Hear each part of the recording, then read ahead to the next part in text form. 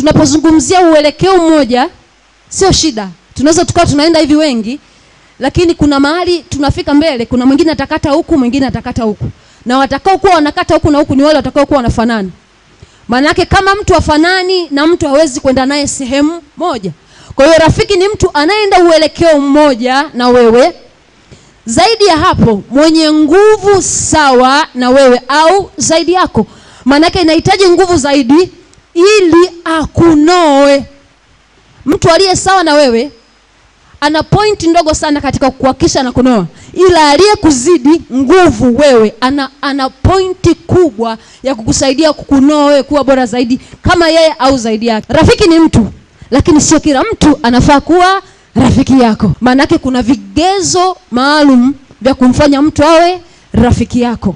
Shida sio kwamba tunaelekea uelekeo mmoja. Wote tunaenda elekea uelekeo mmoja, tunaenda mbinguni. Lakini huwezi kumchukua kila mtu akawa rafiki yako, ni kazi. So kuna vigezo ndani ambavyo vinamfanya mtu mmoja atengeneze urafiki na mtu mwingine. Kuna mtu mmoja aliwahi kusema, friendship is by choice, not by force. Katika mazungumzo tulionayo kama marafiki, kuna roho zinaingia, kuna mabadilishano ya roho tunayapokea tunapozungumza. Kwa hiyo kama huyu alikuja na spirit ya umbea, wewe unawakia kwamba utaipokea, alafu itakusimamisha. Ikisha kusimamisha, utageuka, alafu utaanza kuifuata. Bwana Yesu asifiwe sana. So rafiki ana mchango mkubwa, either kukuharibu au kukujenga. Rafiki yote anapokuja kwenye maisha yako, hawezi kukuacha neutral.